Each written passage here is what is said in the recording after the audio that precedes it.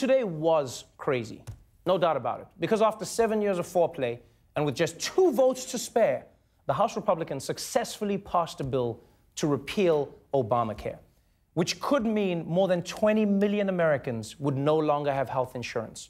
People with pre-existing conditions could see a massive spike in their premiums, although the truth is we don't know any of this for sure. Why? Because Republicans passed this bill without an official scoring of its costs from the CBO. So the true effects of the bill could be anything. Hell, your baby could have to do its own C-section from the inside. You don't know. And you know what? That's the problem with politics these days.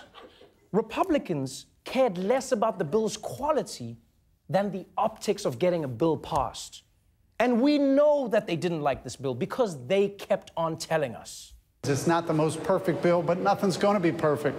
So let's move it forward. Let's get it to the Senate. Is it perfect? No, it is not. I've made my peace saying, okay, it's the best that we can get out of this Congress at this time. We think that it's a step in the right direction. I've been working with my Senate colleagues to hopefully improve it in the Senate. Again, I'm just very anxious to see the Senate get to work on this same project. It's something that we can live with.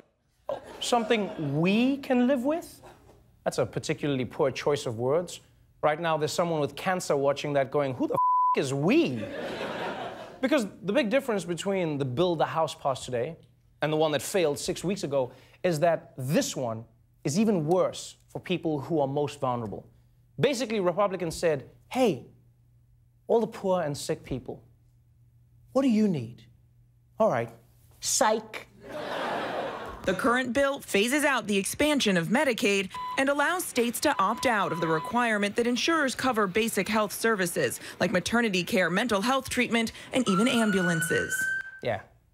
How insane is that? Under this bill, if you live in a red state, ambulances might not be a basic benefit anymore.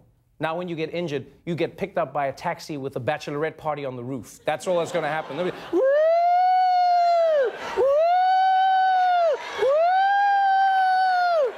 You'd be like, please, I've got to get to the hospital. Yeah, but first, can we stop by McDonald's? I think I'm going to throw up.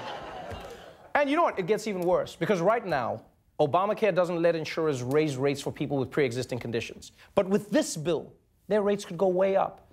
And if people can't afford those higher rates, they get thrown into something called a high-risk pool, which sounds less like an insurance plan and more like something you find in Charlie Sheen's backyard. And now, Republicans will tell you that they'll subsidize these high-risk pools enough so that everyone in them can afford health care. The only problem is math. The GOP bill calls for $8 billion over 5 years to fund these high-risk pools. The $8 billion is essentially a drop in the bucket. We're looking at a graphic there of that $8 billion that caused a lot of the Republicans who were no's to turn to yes, and you see that that still leaves a huge shortfall of about $192 billion. Yeah, I'm just going to put it out there. If you're short by $192 billion, just say you don't have the money, right? That's not being short. You can't be like, oh, hey, man, I left my wallet at home. Can you spot me $192 billion? Yeah, I'll Venmo it. I'll Venmo it back. You can't be short by the GDP of Greece. That is not short. That's not the money. And by the way, I love that this proposal is called the Upton Amendment. They might as well call it the Kate Upton Amendment because there's barely any coverage. And with the two parties in total disagreement, what would be a good way to figure out how much of a disaster for the American people this bill is? Well, I mean, you could ask any of the organizations that know anything about healthcare, old people or sick people, what they think of it.